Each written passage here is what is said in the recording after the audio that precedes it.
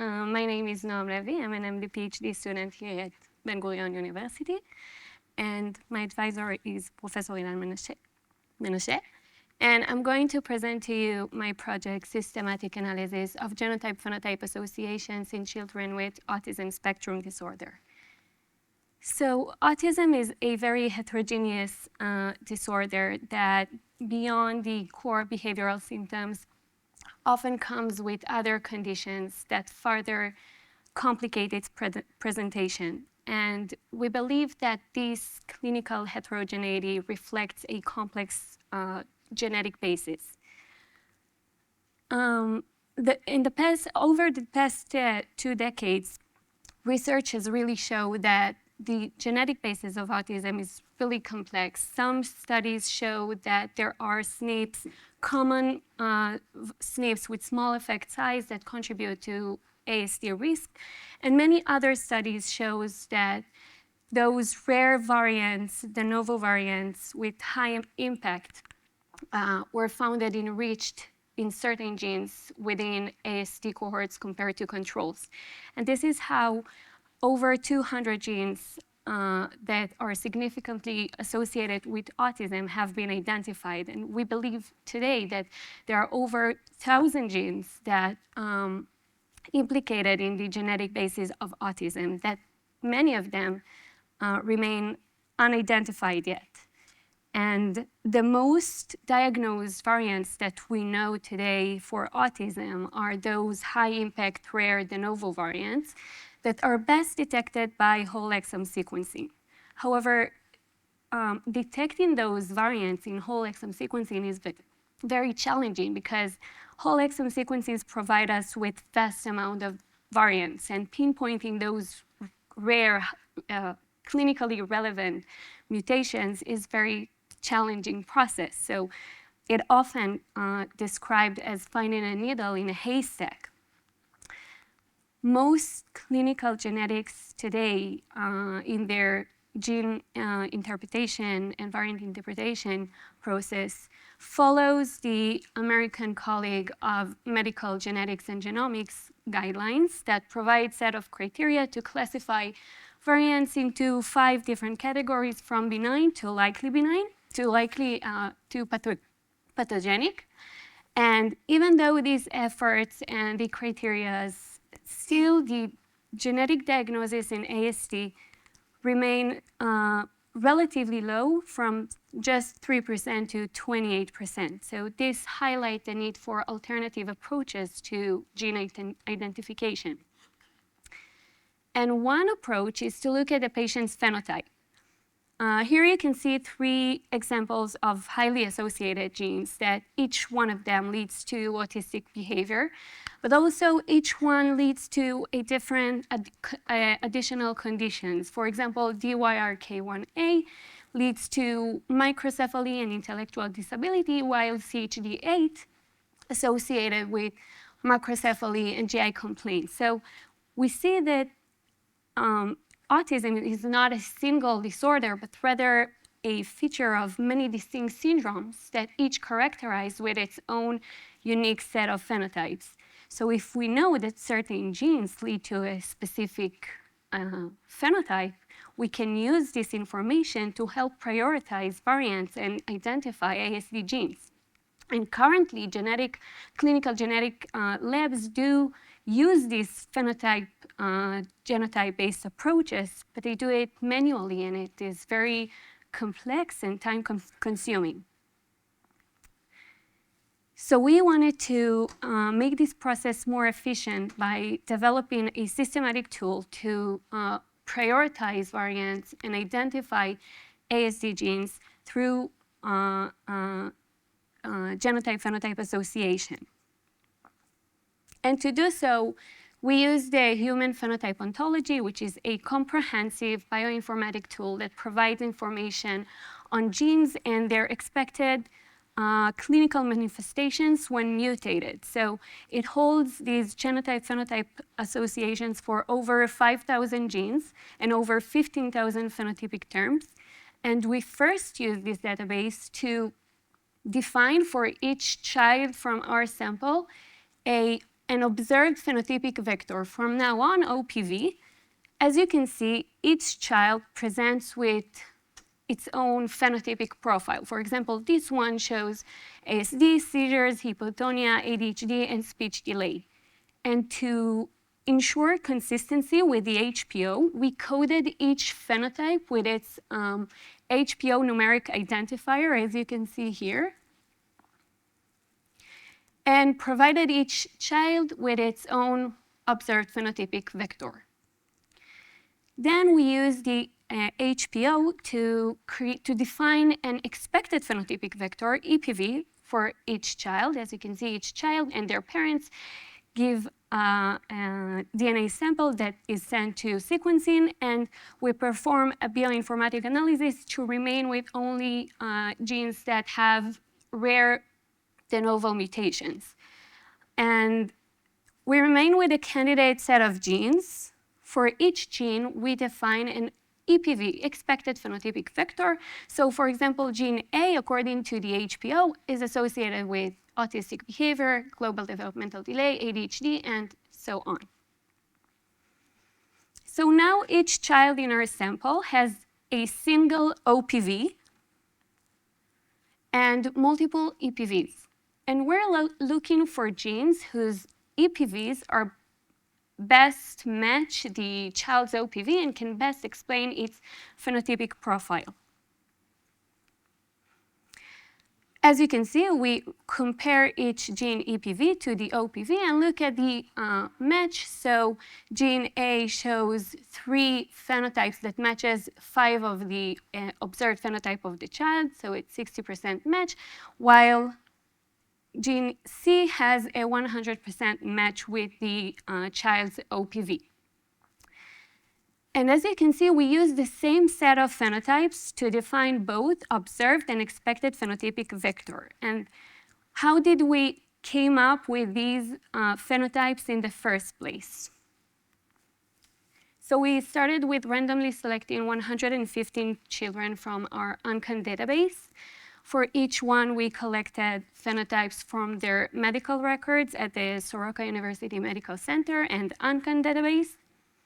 And in total, we observed 230 phenotypes. We performed hierarchical clustering to group them into 41 general phenotypic groups. So as you can see here in figure A, the standardized observed phenotypic metrics. In rows, you can see all 41 phenotypes that we came up with, and columns are the sample participants. Basically, each column is an OPV of a child. And we wanted to test or to check if those phenotypes that we collected are specific to autism. So for each phenotype, we compared, as you can see in figure B, we compared its prevalence in our sample, which represented here in blue bars, to its prevalence in the HPO, the database that I mentioned before, represented here in red bars. And phenotypes with asterisks means that this phenotype is more common in our sample compared to the HPO. So, as anticipated, behavioral symptoms such as abnormal communication or abnormal emotion, maladaptive behavior were more common in our sample, but also speech delay, ADHD, sleep abnormalities, and other abnormalities in other body systems such as respiratory, immune hypersensitivity. And we saw some kind of, we really observed some kind of specificity to these phenotypes. So then the next step was to see if those set of collected phenotypes could identify from all genes represented in the HPO those who are associated with ASD. So to do so, for every gene in the HPO, we counted the number of phenotypes from our phenotype battery that they are associated to. And this is how it looks. We performed a comparison between the phenotypes count of ASD genes and non-ASD genes according to 2 different databases. First with the HPO, And then according to SFARI, that classifies genes according to the confidence level of association they have with autism. So score 1 is high confidence ASD gene, while 3 is suggestive evidence for association. And as you can see in both figures, according to HPO and SFARI, the group of ASD genes showed here in blue and here in green showed higher phenotype counts than those who are not associated with ASD, meaning these set of phenotypes that we collected really can identify genes that are associated with ASD. But not only this, interestingly, the overlapping area here might indicate that these genes that are currently not associated to ASD but do show association with many of our phenotypes might be involved in this disorder genetic basis. And then we wanted to see if we can use this collected set of phenotypes to define the OPV and EPV for our child in the sample and prioritize their genes detected in and variants detected in whole exome sequencing. So in this figure, you can see the variant prioritization for patients with identified true positive variant and true positive. We consider true positive variants those genes, those variants that we manually assessed clinically and classify them according to the ACMG classification as pathogenic or likely pathogenic. And just to explain this figure, let's take an example, child 9.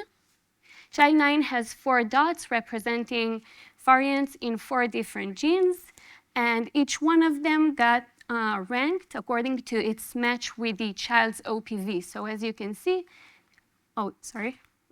as you can see, the gene that prioritized first, GRIA1, is actually a true positive gene variant in this case.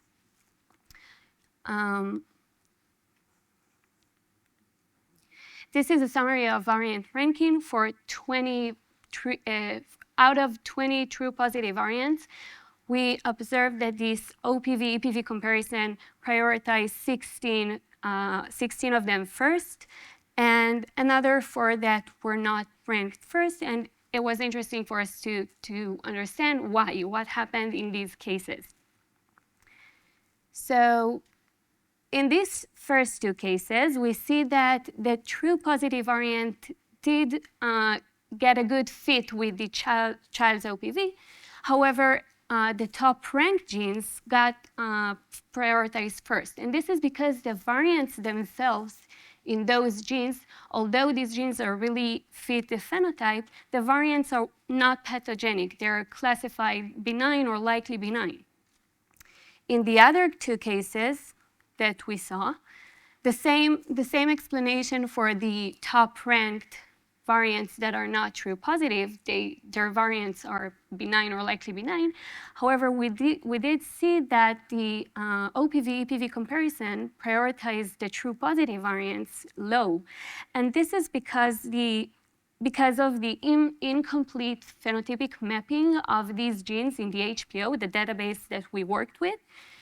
We know that there are a lot of evidence in the literature that associates these genes to neurodevelopmental delay, autism spectrum disorder, intellectual disability. However, the HPO associates them to other symptoms. So this is why we get this mismatch.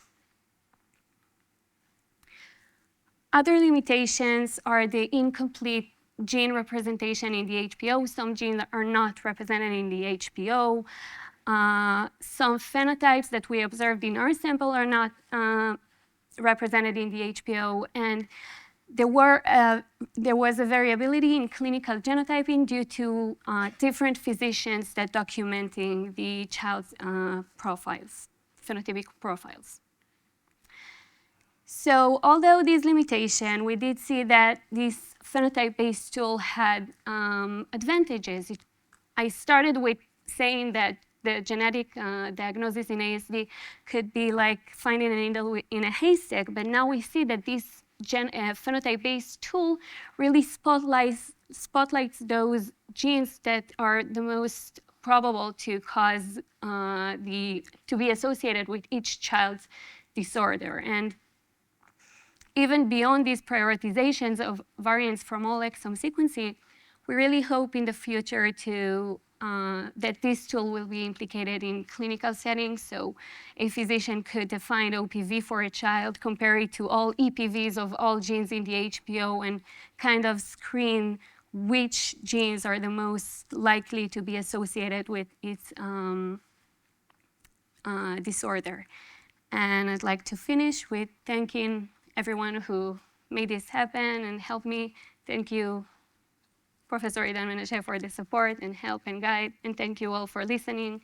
Thank you all, Anka team, for making it possible. And that's it.